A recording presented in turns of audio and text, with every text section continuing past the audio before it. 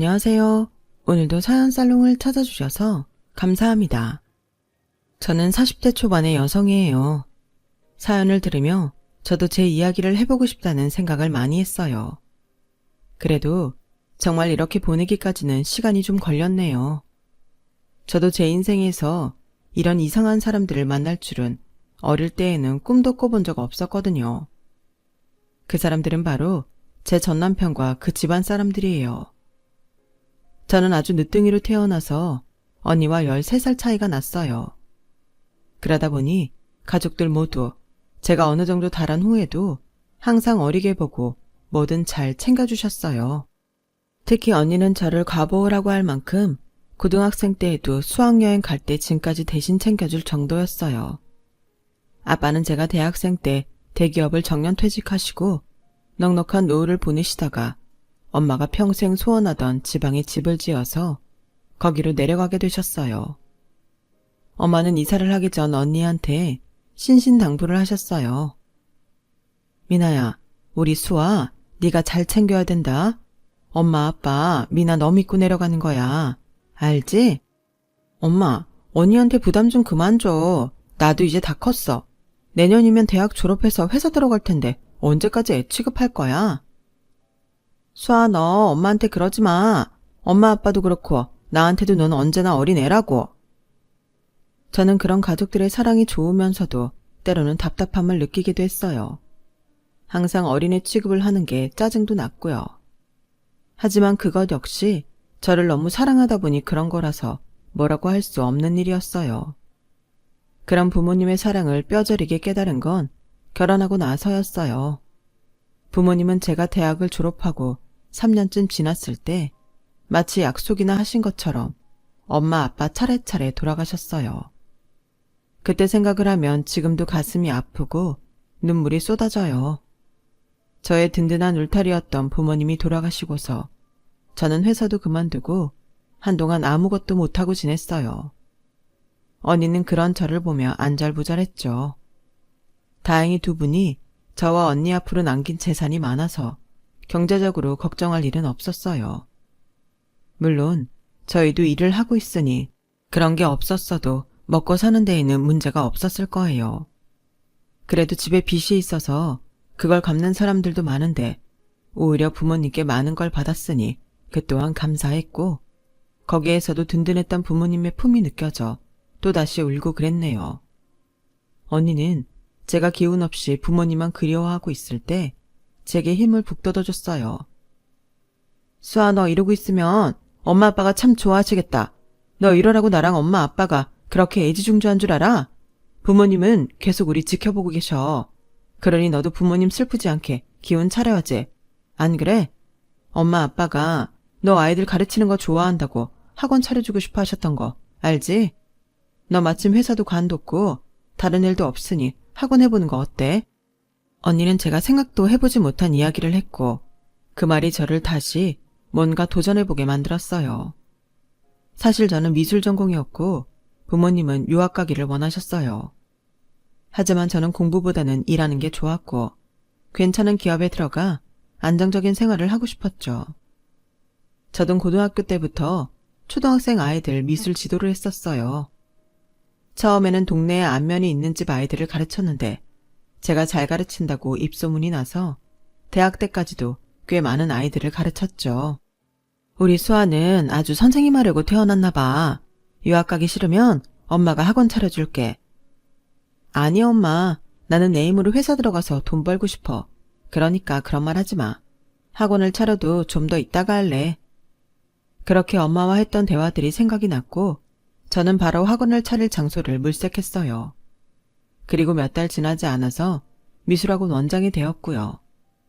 언니는 저보고 잘 생각했다며 정말 좋아했어요. 언니 말대로 내가 학원 열심히 하면 엄마 아빠도 하늘에서 기뻐하실 것 같아.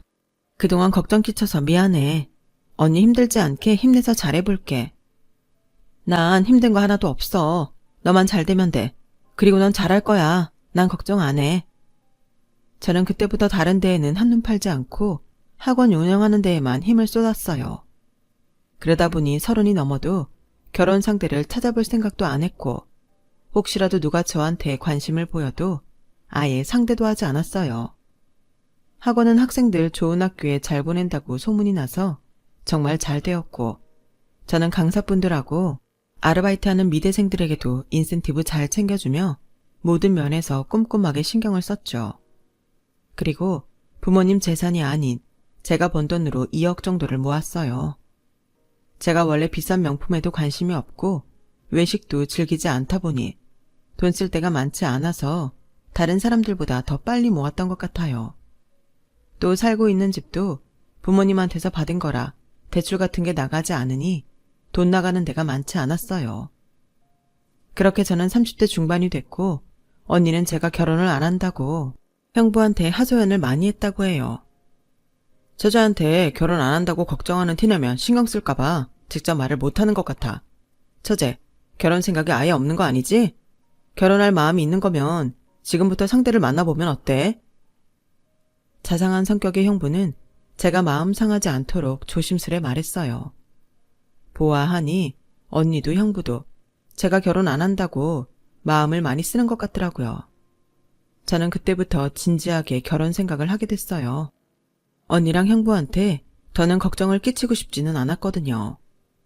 제가 결혼할 마음을 가져서인지 전에는 없던 소개팅이 여기저기서 들어오더라고요. 이전 같으면 거절했겠지만 결혼 상대를 찾기로 한 다음부터는 만날 수 있는 사람은 다 만나본 것 같아요. 그러다 마음이 가는 사람과 인연이 닿게 되었어요. 제가 딱 좋아하는 스타일의 외모에 옷차림도 깔끔했고 말도 잘 통하는 것 같았어요. 그 사람은 저보다 2살 많았고 한 의료회사를 다니고 있었어요. 저는 그때 서로 마음이 끌려서 만났다고 생각했는데 나중에 보니 그 사람은 저한테 계산적으로 접근했더라고요. 만나고 얼마 안 돼서 어쩌다 보니 연봉 이야기를 하게 됐는데 되게 솔직하게 자기가 버는 돈을 이야기하더라고요. 제가 더 많이 번다는 걸 알면서도 이야기하는 게 저는 오히려 좋아 보였어요. 물론 나중에는 진짜 피눈물을 흘리고 싶을 정도로 후회했지만요. 그 사람과 저는 1년이 좀 안 되는 시간 동안 만나다가 결혼 이야기를 하게 되었어요.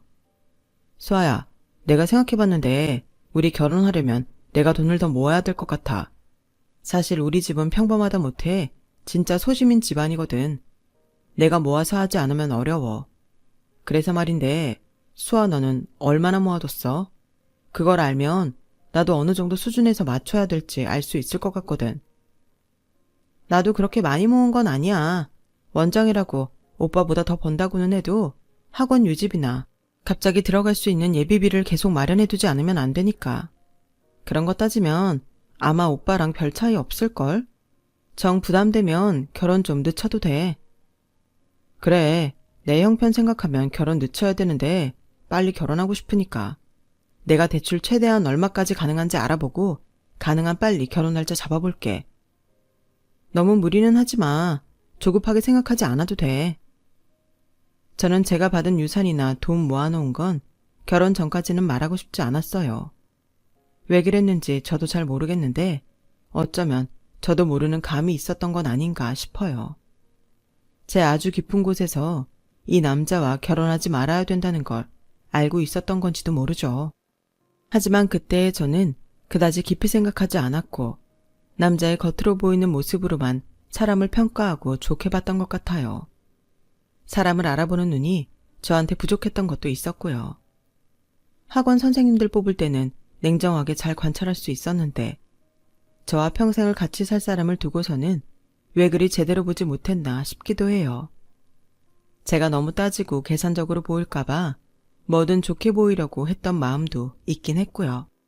아무튼 그 사람과 저는 결혼식장을 잡았어요. 남자는 할 수 있는 한 대출을 다 받았다며 계속 우는 소리를 하더라고요. 그래서 일단 결혼식 비용은 반반 내고 나중에 생활비는 제가 더 내는 걸로 이야기가 됐죠. 같이 살면서 쓰는 건데 제가 내면 어떠랴 하는 마음도 있었어요. 그리고 결혼식이 끝나고 저희의 신혼생활이 시작되었어요.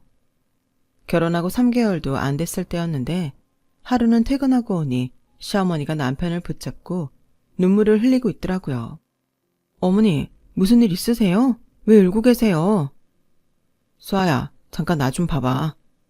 라며 남편은 저를 데리고 방으로 들어와 이 얘기를 시작했어요. 너한테 이런 말 안 하려고 했거든. 엄마 너 오기 전에 가실 생각이었는데 어쩌다 보니 시간이 이렇게 됐네. 대체 무슨 일인데 그래? 얼른 속 시원히 이야기 좀 해봐. 그게 엄마가 신도시 예정지역에 상가 투자를 했는데 거기 지금 재개발이 계속 늦어지는 중이야. 여러 가지 문제가 좀 있는 것 같아.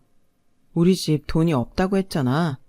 엄마가 아는 사람 통해서 사채를 좀 쓰신 모양인데 지금 갚으라고 난리를 치나 봐. 그래서 말인데 아무래도 내가 조금씩이라도 갚아야 될 것 같아. 우리 엄마가 돈이 어딨어.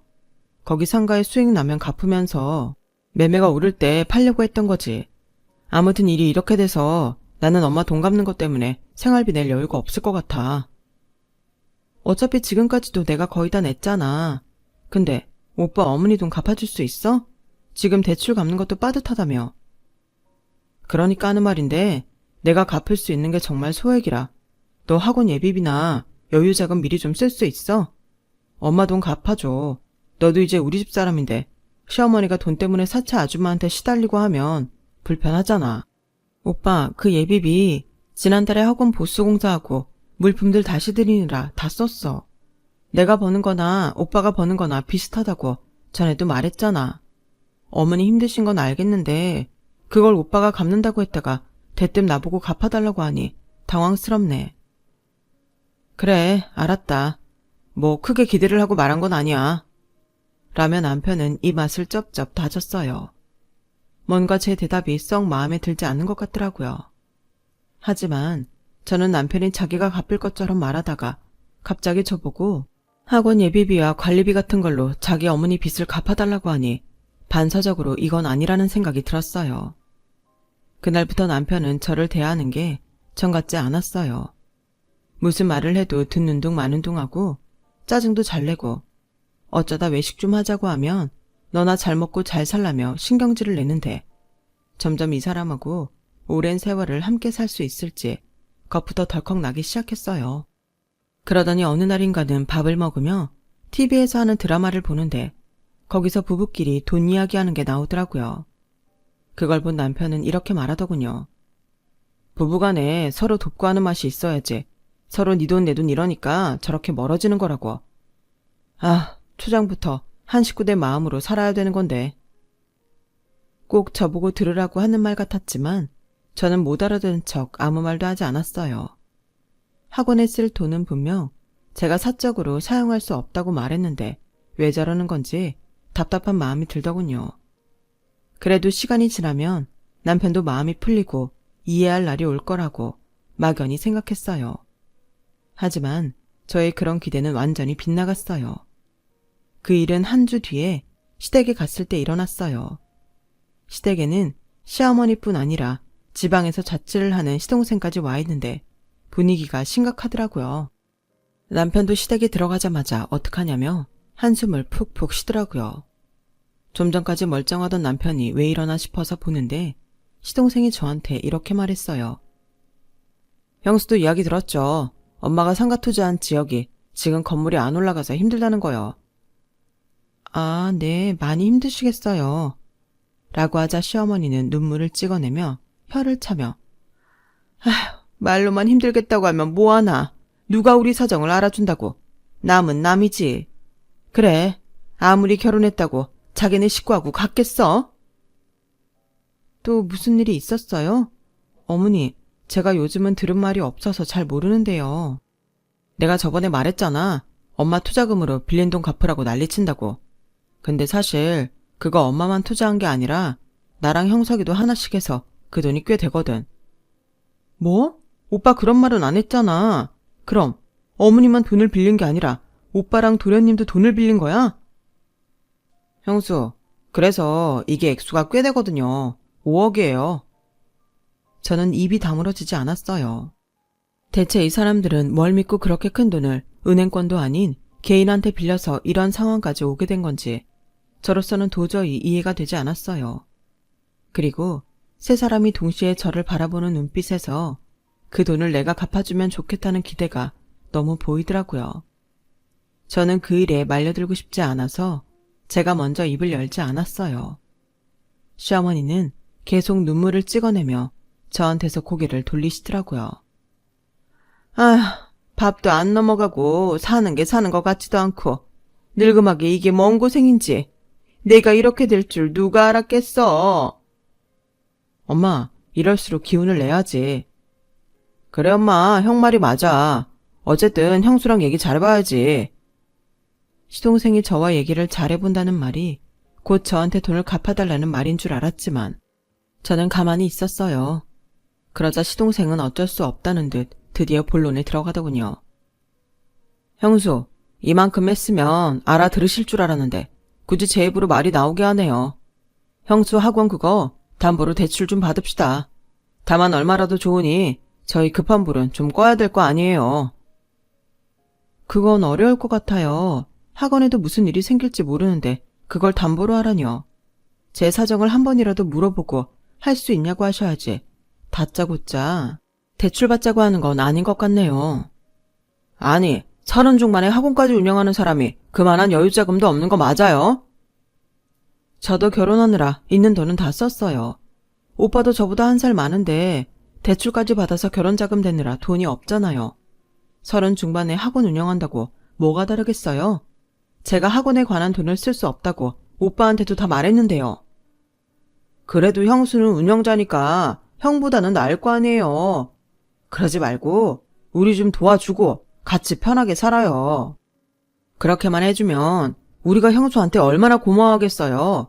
엄마도 그런 거 나 몰라라 하실 분 아니에요. 형수한테 더 잘하면 잘했죠. 형수도 기왕 시집 온 거 시댁에서 대접받는다고 사람들한테 자랑하고 싶지 않아요? 도련님은 대출 받거나 어디서 돈 빌릴 곳 없으세요? 저는 지금 여유가 없다고 분명히 말씀드렸고요. 뭐라고 말씀하셔도 그럴 만한 여력이 안 돼요. 저도 상가 산다고 대출 받고 해서 돈이 없어요. 돈 말할 때 있으면 이러고 형수 붙잡고 아쉬운 소리 하겠어요? 저희 그런 사람들 아니에요. 형수가 안 되면 형수 친정에는 말 못해요. 아니면 주변에 빌릴 사람 없어요? 제가 친정이 시댁 돈 갚는다고 돈 좀 빌려달라고 하면 어머니나 도련님은 좋으시겠어요? 결혼한 지 얼마 되지도 않았는데 그런 일로 제가 돈 빌리면 언니나 형부도 안 좋아하실 것 같아요. 빌려주지도 않을 것 같고요. 그리고 제가 빚을 져서 돈을 갚으면 그 돈을 지금 여기 계신 분들 중에서 누가 갚는데요? 다들 지금 갚을 능력이 안 돼서 고민하시는 거잖아요. 저도 조금이나마 힘이 되어드리고 싶긴 하지만 지금 저희 생활비도 거의 다 제가 번 돈으로 충당하고 있어서요. 정말 죄송한데 그 돈 마련은 저도 어려울 것 같아요. 라고 하자 시어머니는 머리를 감싸지며 그 자리에 드러누웠어요. 아우, 늙으면 죽어야 되는데 어쩌자고 거기 상가들은 사가지고 며느리한테 이런 꼴을 당하고. 됐다. 이게 다 내가 인덕이 없어서 그런 거다. 엄마, 그런 말이 어딨어. 돈 마련할 능력이 있으면서 안 해주겠다는 사람이 문제지. 엄마가 무슨 문제라고. 같은 가족이 됐으면서 저렇게 선 긋고 매정한 사람들이 있더라. 라며 시동생은 대놓고 저를 희번뜩 노려보더라고요. 순간 무서운 마음이 들었지만 저는 아무 말도 하지 않았어요. 집에 돌아와서 생각하니 아무리 상가 때문에 빚을 졌다고 한들 그게 그렇게 5억이나 되는 건지 의문이 들더라고요. 그래서 남편한테 물어보니 한 사람당 상가를 하나만 사들인 게 아닌 거였어요. 신도시 개발 예정이라고만 되어 있는 곳에 아직 짓지도 않은 건물 상가를 뭘 믿고 그렇게 사들인 건지 제 상식으로 도저히 이해가 가지 않았어요. 게다가 제가 부모님과 언니한테 보호만 받고 자라서인지 가족들이 저한테 돈 달라고 한꺼번에 달려드는 상황이 너무 이해가 되지 않았어요. 또 말끝마다 저한테 같은 가족이 됐다고 저한테 자기들이 빚진 돈을 갚으라는 것도 말이 안 된다고 생각했어요. 저를 정말 자기네 가족으로 생각했다면 오히려 제가 부담될까봐 더 조심해야 되는 게 맞는 거 아닐까요? 그리고 저는 그날 밤 남편이 화장실에서 세수를 하며 혼잣말하는 걸 듣고 마음에 벽이 생기게 됐어요. 아, 진짜 생각보다 독하네. 생긴 건 순순히 잘 주게 생겼는데 어떻게 저렇게 끄덕도 안 하지? 저는 그제야 남편이 저하고 왜 결혼을 했을까 좀 생각해보게 됐어요.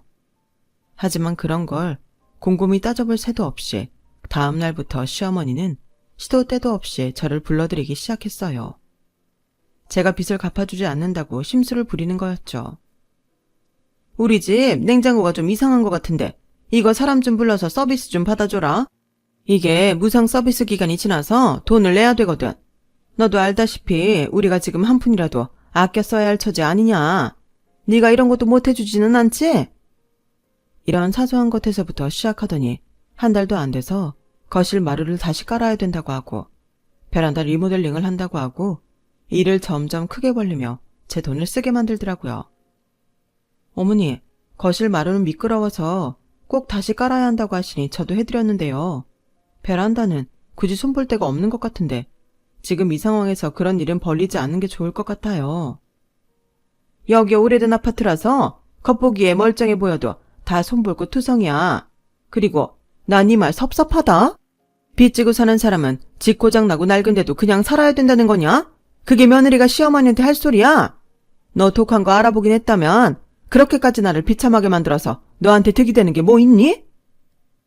그런 뜻은 아니었고요. 기분 상하셨다면 죄송해요. 베란다 리모델링은 제가 한번 알아볼게요.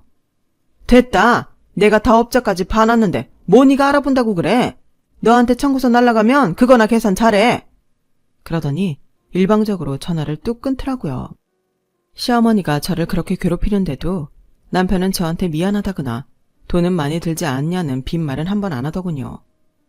저는 점점 남편하고 멀어졌고 제 스스로가 남편과 같이 있고 싶지 않아서 어느 순간부터는 방도 각자 쓰게 됐어요. 혼자서 잠이 들 때면 언니가 이 사실을 알면 얼마나 속상해할지, 형부는 또 얼마나 걱정을 할지 그런 것부터 떠오르더라고요. 그리고 제가 신혼 때부터 이런 돈 문제로 시댁과 남편한테 시달릴 거라고는 꿈에도 생각을 못했기 때문에 어쩐지 제 신세가 처량하게 느껴지고 눈물이 났어요. 그러던 어느 날 시동생한테서 전화가 왔어요. 형수, 곧 우리 아버지 기일이에요. 근데 우리는 제사 안 지내고 그날 다 같이 만나서 식사 함께 하거든요. 그럼 제가 저녁을 준비하면 되나요? 아니면 점심이요? 아니, 누가 형수가 한번 먹고 싶대요. 저희도 집에서 밥 안 하니까 어디 괜찮은 한정식 예약이나 하시라고요. 어느 정도 수준을 예약해야 되는지는 안 가르쳐줘도 되죠? 이런 데는 짠순이처럼 굴지 말고 돈 좀 쓰세요. 부담은 갖지 마시고요. 아니, 사람을 짠순이니 어느 수준으로 예약하라느니 이럴 땐 돈 좀 쓰라느니 그런 말을 해놓고 부담 갖지 말라고 하면 제가 부담이 안 생기나요? 시동생도 제가 돈을 안 해준다고 심통이 난 것 같아서 그러려니 했고 저는 한정식집을 알아봤어요. 그래도 돌아가신 시아버지 기일이라는데 결혼한 지 얼마 안 된 며느리가 기념일은 잘 챙겨드려야 하니까요. 저는 고급 한정식집에서 가장 비싼 코스를 예약했고 시아버지 기일에 저와 남편 그리고 시어머니 시동생이 만났어요. 그런데 시어머니는 첫 번째 음식이 나왔을 때부터 한 입 딱 먹더니 젓가락을 집어 던지듯 놓으며 고개를 도리질하더라고요. 아우, 뭐 이렇게 싱겁고 간이 안 맞는다니? 이런데 괜히 인테리어만 그럴싸하게 해놓고 먹을 거 하나 없다니까? 라더니 그 다음 음식도 메인으로 나온 밥과 장어 떡갈비까지 못 먹겠다고 한 입씩만 먹고 아예 다 치우라고 직원을 부르는 거였어요. 시동생도 생각보다 맛이 없다며 투덜거렸고요. 그런 와중에 남편은 아무 말 없이 자기 앞에 차려진 걸 다 먹더라고요. 저는 시어머니가 진상처럼 직원한테 간이 안 맞는다. 이거 다 국산인 거 진짜냐? 원가가 얼마고 가격은 얼마냐? 이런 걸 물어보는 통에 너무 무안했지만 꾹 참았어요. 어머니, 입에 안 맞으세요? 그래도 이게 이 집에서는 제일 비싼 코스인데요. 여기 어르신들이 제일 좋아하신다고 해서 예약한 곳이라 좋아하실 줄 알았어요. 그러게, 네가 이래서 센스 없다는 소리를 듣는 거야. 나한테 미리 뭐가 좋을지 물어보기는 해야 될 거 아니냐? 아무리 애들 아빠 가신 날이라고 해도 먹는 건 우리인데 사람 입맛에는 맞아야 될 거 아니니? 너는 그렇게 둔해가지고 어떻게 애들한테 미술을 가르친다고 그러니? 예술은 센스 있고 좀 빠릿빠릿해야 되는 거 아니냐? 네가 그러니 그 나이 되도록 손에 쥔 돈도 없는 거야. 먼저 가신 양반도 내가 이렇게 한 입도 못 먹은 걸 알면 저 세상에서 속상할 텐데 아주 요새 당체 입에 땡기는 것도 없고 그 양반 가신 날까지 이러니 내가 먹을 복이 없나 보다. 하여간 형수도 참. 엄마한테 전화해서 뭐 드시고 싶으시냐? 그거 하나를 못 물어봐요. 나도 보니까 여기가 이름값으로 비싸지 맛있지가 않네. 젊은 사람도 이런데 엄마는 오죽하겠어요. 저는 이 사람들이 일하는 게 제가 돈을 안 줘서라는 걸 알고 있었어요. 하지만 저도 시아버지 기일이니 참고 넘어가려고 했죠. 그런데 남편이 자리에서 일어나더니 다들 나가자. 내가 다른 데서 밥 살게. 뭐 여기는 당신이 알아서 정리하고 나와. 우리는 우리 입맛에 맞는 거 먹으러 갈 테니까. 그 말에 저도 더는 참을 생각이 없어졌어요. 그럼 그렇게 해. 오빠가 그러겠다는데 내가 무슨 말을 하겠어. 그런데 앞으로 다시는 내가 이런 고급 한정식집 예약하고 온 식구 다 모셔오는 일은 없을 테니까 그렇게 알아. 내가 미리 전화해서 드시고 싶은 걸 예약한다고 한들 또 맛없다 하시면 그때는 나도 어쩔 도리가 없잖아. 괜히 돈만 쓰고 서로 마음 상하느니 그게 나을 것 같아. 그리고 오늘 여기서는 어머니랑 도련님 거의 드시지도 않았는데 제가 다 돈 내야 하는 거니까요. 이번 용돈은 못 드릴 것 같아요. 그래도 불만 없으셨으면 좋겠어요. 라며 제가 영수증을 들고 개인실을 나오는데 뒤에서 시동생이 와 진짜 싸가지 대박 없어. 저게 며느리가 하는 태도야? 라는 목소리가 들렸고 남편은 거기에 대해 아무 말도 안 하고 나가자는 말만 하더라고요. 순간 저는 남편하고 더 이상 힘들겠다는 확신을 했어요. 남편마저 저를 그렇게 보고 돈 안 준다고 안색을 바꾸고 사람을 공격하는데 그런 남자랑 어떻게 같이 살 수 있겠어요. 저는 집으로 오면서 속으로 혼자 짧았던 결혼 생활을 정리했어요. 정말 잘 살아보고 싶었는데 결혼하자마자 시댁의 빚잔치에 휘말려서 그 돈 갚아줄 수 없다는 거에 저를 못살게 구던 모든 일을 떠올리니 분하고 눈물이 나더라고요. 저는 그날 늦게 들어온 남편과 말 한마디도 하지 않았고 다음날 이혼 전문 변호사 사무실을 몇 군데 다니며 조언을 받고 이혼 소송을 준비하기 시작했어요. 제가 결혼해서 지금까지 유책사항이 전혀 없고 오히려 시댁과 남편이 돈 문제로 저를 힘들게 했기 때문에 전적으로 저에게 유리할 거라고들 했어요. 그리고 얼마 후 대학 입시가 끝나고 저희 학원에서도 좋은 대학에 붙은 학생들이 꽤 나와서 선생님들한테 인센티브를 챙겨주고 다 같이 회식을 하러 가게 됐어요. 거기서 기분 좋게 먹으며 저희끼리 그동안 노고를 위로하고 즐거운 시간을 보내고 있는데 남편한테 전화가 오더라고요. 저는 전화를 받지 않고 선생님들과 좋은 시간을 보낸 후 집으로 돌아가며 문자를 확인했어요. 그랬더니 자기 좀 빨리 보자고 할 말이 있다고 너한테 실망했다 이런 말들이 잔뜩 와 있더라고요. 야, 너 사람 그렇게 안 봤는데 진짜 너무하다. 너 2억이나 있더라. 그런데 어떻게 돈 없다고 그렇게 딱 잡았대? 이게 말이나 돼? 내가 그렇게 힘들다고 하소연하는데 그 돈 주는 게 그렇게 아까웠냐? 우리 빚 조금이라도 갚아달라고 사정하는데 눈 하나 깜짝 않고 거짓말을 해? 와, 진짜 너 독하다. 근데 내가 2억 있는 건 어떻게 알았어? 어떻게 알았냐고. 왜 말 못해? 얼른 말해봐. 어떻게 내 통장을 들여다봤냐고. 아 그래. 내가 너 몰래 네 비밀번호 알아내서 눌러봤다. 됐냐? 지금 그게 중요해. 어떻게 남편이 빚에 눌려 죽게 생겼는데 이런 돈을 갖고 시치미를 뗄 수 있어? 너 당장 그 돈 나한테 보내. 네가 뭔데 나보고 돈을 보내라 말아야. 내가 돈을 왜 너한테 보내? 아 그래? 그럼 내가 알아서 할까? 내가 대리 위임장 써서 그 돈 하나 못 찾을 것 같아? 그러니까 그 돈 보내. 아니면 이혼이야? 아 그러셔? 그럼 이혼해. 나 너하고 이혼하는 거 하나도 안 무서워. 와, 이제 막 너라고 하네? 아주 막장이다 이거지? 그럼 나랑 1살밖에 차이도 안 나면서 무턱대고 건물도 없는 상가를 분양받아 놓고 그 돈을 나더러 갚으라는 인간한테 내가 왜 존대를 해줘야 되는데 네가 오빠 소리 들을 자격이나 돼? 하고는 바로 언니한테 전화를 했어요. 언니, 늦은 시간에 미안한데 지금 빨리 형부랑 와줘. 나 이혼할 거야. 정말 이러고 싶지 않았는데 결혼하고부터 나 이 인간들이 지네 빚 갚아달라는데 질렸어. 그러더니 남편이라는 새끼는 내 통장까지 몰래 들여다보고 내가 애써 모아놓은 2억을 자기한테 내놓으란다. 언니, 이게 남편이 할 소리야? 이 인간 나 뜯어먹으려고 나랑 결혼한 것 같아. 그래, 나 너 이렇게 우리 집에 도움 안 될 거 알았으면 결혼 안 했지. 너보다 괜찮은 여자들이 얼마나 많이 널렸는데 미쳤다고 나랑 결혼하냐? 라는 남편의 목소리까지 언니가 들었고, 언니와 형부는 그 새벽에 바로 우리 집에 와서 제 물건들을 다 집에서 빼기 시작했어요.